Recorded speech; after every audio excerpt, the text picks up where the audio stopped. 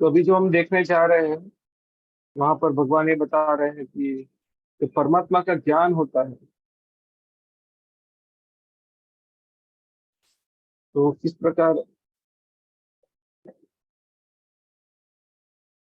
व्यवहार करता है, इसके बारे में आगे बता रहे हैं कि यावच्छ्रञ्जायते किंचित सत्त्वं स्थावर जंगमम क्षेत्र क्षेत्रज्ञ संयोगात् तद्विधि पर सब। तो बता रहे हैं भरतवंशियों में श्रेष्ठ यह जान लो कि चर तथा अचर जो भी अस्तित्व में तुम्हें अस्तित्व में दिख रहा है, वह कर्म क्षेत्र तथा क्षेत्र के ज्ञाता का सहयोग है। चर मतलब कि चलने वाले हैं, ह्यूमन बीइंग है, पशु है, सांप है, पक्षी है। अचर मतलब जैसे पेड़ पौधे हैं, चल नहीं सकते, इसके बारे में वर्णन है।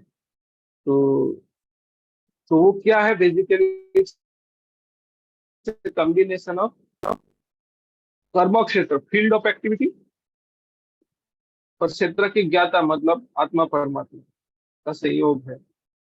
इस श्लोक में ब्रह्मांड की सृष्टि के भी पूर्व में से अस्तित्व में रहने वाली प्रकृति और जीवों दोनों की व्याख्या की गई है। जो कुछ भी उत्पन्न किया जाता है वह जीव तथा प्रकृति का संयोग मात्र। तो आप देखेंगे यहाँ पर कुछ भी है कॉम्बिनेशन ऑफ प्रकृति एंड जीव। वृक्ष पर्वत आदि ऐसे अनेक अभिव्यक्ति है जो गतिशील नहीं है, उनके साथ ही ऐसी अनेक वस्तुएं हैं जो गतिशील है, और ये सब भौतिक प्रकृति तथा परा प्रकृति अर्थात जीवों के सहयोग मात्र है। परा प्रकृति जीवों के स्पर्श के बिना कुछ भी नहीं कर सकती। तो ये जो भौतिक सत्य है, जीव की स्पर्श के बिना कुछ नहीं कर सकते। भौतिक प्रकृति तथा आध्यात्मिक प्रकृति का संबंध निरंतर चल रहा है, और यह सहयोग परमेश्वर द्वारा संपन्न कराया जाता है। किसको किस प्रकार का शरीर देना है उसका डिसाइड भगवान करते हैं। अतः वे ही पर तथा अपरा प्रकृति के नियामक है। So basically end of the day who is the controller? परमात्मा is the controller. He is deciding which जीवात्मा will enjoy which kind of body, which kind of body should be awarded him. So end of the day ultimate controller is Bhagwan. Of course जीवात्मा is controller but he is not the ultimate controller. तो अपरा प्रकृति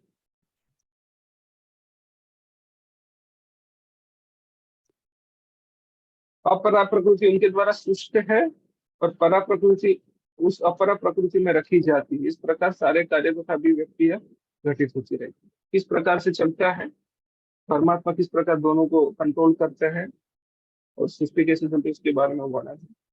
फिर आगे बता रहे हैं समम सर्वेषु भूतेषु तिष्ठन्तं परमेश्वरम विनश्यत्स्व विनश्यन्तं यह पश्यति स पश्यति। तो जो परमात्मा को समस्त शरीरों में आत्मा के साथ देखता है, और जो यह समझता है कि इस नश्वर शरीर के भीतर न तो आत्मा नहीं परमात्मा कभी भी विनष्ट होता है, वही वास्तव में देखता है। जैसे दूसरे अध्याय में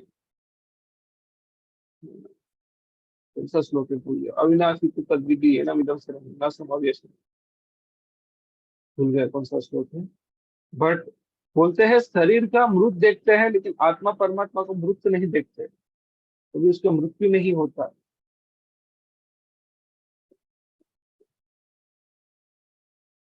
तो आत्मा और परमात्मा का कभी विनाश नहीं होता। तो he is the real seer, he has seen the truth. Basically वही सही उसी ने सही ज्ञान प्राप्त किया है, उसने सही दृष्टि से आत्मा और परमात्मा को देखा है, उसका वर्णन यहाँ पर है। तो जो व्यक्ति सत्संगति से तीन वस्तुओं को शरीर, शरीर का स्वामी या आत्मा तथा आत्मा के मित्रों को एक साथ संयुक्त देखता है, वही सच्चा ज्ञानी। तो हमने दूसरे अध्याय के 12वें श्लोक में देखा था, who is the knowledgeable person, who is MSc, who knows about matter spirit and controller of both. तो परमात्मा दोनों के नियंता है। जब तक आध्यात्मिक विषयों के वास्तविक ज्ञात की संगति नहीं मिलती, तब तक कोई इन तीनों वस्तुओं को नहीं देख सकता। Basically material science deal with just matter, they don't deal with this आत्मा एंड परमात्मा। So that's why their knowledge is not complete. It can be considered as imperfect. जिन लोगों के ऐसी संगति नहीं होते वे अज्ञानी हैं, वे केवल शरीर को देखते हैं, और जब यह शरीर विनष्ट हो जाता है तो समझते हैं कि सब कुछ नष्ट हो गया। लेकिन वास्तविकता यह नहीं है। शरीर के विनाश होने पर आत्मा तथा परमात्मा का अस्तित्व बना रहता है और वे अनेक विविध चर तथा अचर रूप में सजवे जाते रहते हैं। कभी कभी संस्कृत शब्द परमेश्वर का अनुवाद जीवात्मा के रूप में भी किया जाता है, क्योंकि आत्मा ही शरीर का स्वामी है और शरीर के विनाश होने पर यह अन्यत्र देहांतरण कर जाता है। इस तरह यह स्वामी वह स्वामी है, लेकिन कुछ लोग इस परमेश्वर शब्द का अर्थात परमात्मा लेते हैं। प्रत्येक दशा में परमात्मा तथा आत्मा दोनों रह जाते हैं, उसका कभी नाश नहीं होता। कंक्लूजन ये, जो ये समझता है शरीर के नाश होने से आत्मा और परमात्मा का नाश नहीं होता, वो वही वास्तव में जिसे basically seer of the truth आगे बता रहे हैं। समपश्यन् हि सर्वत्र सम अवस्थितम ईश्वर नहि नहि नस्त्यम आत्मन आत्मानम तो याति परम गतिम। तो बोल रहे जो व्यक्ति परमात्मा को सर्वत्र तथा प्रत्येक जीव में समान रूप से वर्तमान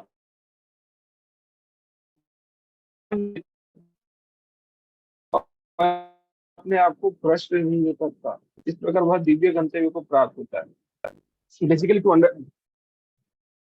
तो यहाँ पर ये बताया जीव अपना भौतिक अस्तित्व स्वीकार करने के कारण अपने आध्यात्मिक अस्तित्व से पृथक हो गया है। किंतु यदि वह समझता है कि परमेश्वर अपने परमात्मा के स्वरूप में सर्वस्व स्थित है, अर्थात यदि वह भगवान की उपस्थिति प्रत्येक वस्तु में देखता है, तो वह विघटनकारी मानसिकता से अपने आप को नीचे नहीं गिराता और इसलिए वह क्रमशः वैकुंठ लोक की ओर खुलता है। जब हमें समझ में आ जाएगा हम कौन है, परमात्मा कौन है, भगवान कौन है, इन तीनों का संबंध क्या है, तो हम बेसिकली करेंगे क्या, भक्ति। बेसिकली वापस भक्ति की बात आ गई यहाँ पर।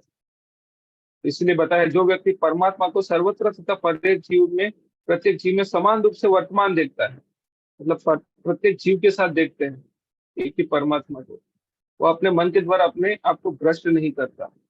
Basically understand the relationship between living entity and Paramatma. And as soon as you understand that relationship, you act on it. Basically, what is that action? That is bhakti. And as soon as you perform bhakti, then what will happen? Then you enter to the Divya Gati, Param Gati. सामान्यतया मन इंद्रिय तृप्तिकारी कार्यों में लीन रहता है, लेकिन जब वही मन परमात्मा की ओर उन्मुख होता है तो मनुष्य आध्यात्मिक ज्ञान से आगे बढ़ जाता है। Basically emphasize on bhakti again, as mentioned almost end of the every chapter bhakti is mentioned. आगे बता रहे प्रकृति एव च कर्माणि क्रियमाणानि सर्वशः यः पश्यति तत् आत्मानम् अकर्तारं स पश्यति। जो यह देखता है कि सारे कार्य शरीर द्वारा संपन्न किए जाते हैं, जिसकी उत्पत्ति प्रकृति से हुई है, और जो देखता है कि आत्मा कुछ भी नहीं करता, वही यथार्थ में देखता है। बेसिकली अब ये समझना,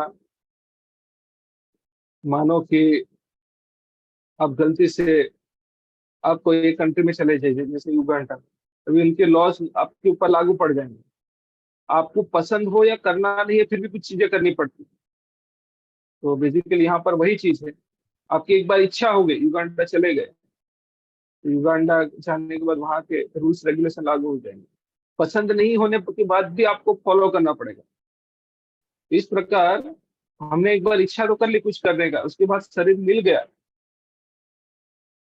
अभी आप नहीं चाहोगे तो भी वो करना पड़ेगा। तो उस सेंस में बताया गया है कि शरीर द्वारा सारे कार्य शरीर द्वारा किए जाते हैं। मतलब इवन दो आप you understood your mistake, now you don't want to do, but unless and until you give up your body, you have to and do that, you have to go through those reaction.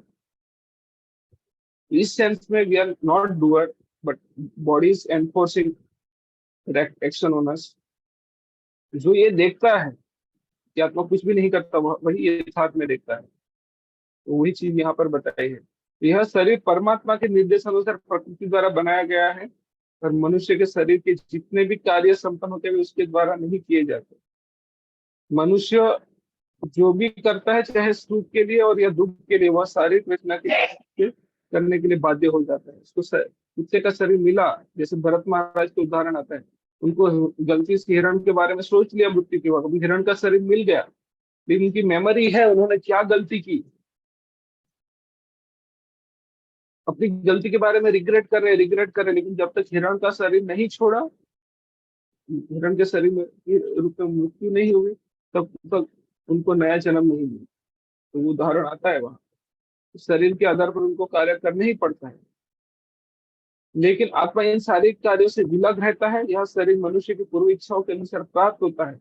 इच्छाओं की पूर्ति के लिए शरीर मिलता है, जिससे वह इच्छा अनुसार कार्य करता है। एक तरह शरीर एक यंत्र है जिसे परमेश्वर ने इच्छाओं की पूर्ति के लिए निर्मित किया।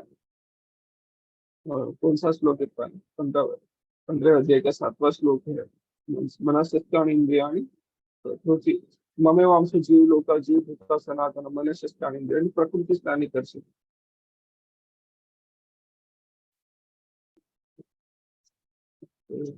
नहीं नहीं, यंत्र रूढ़ा नहीं, मैं अलग से।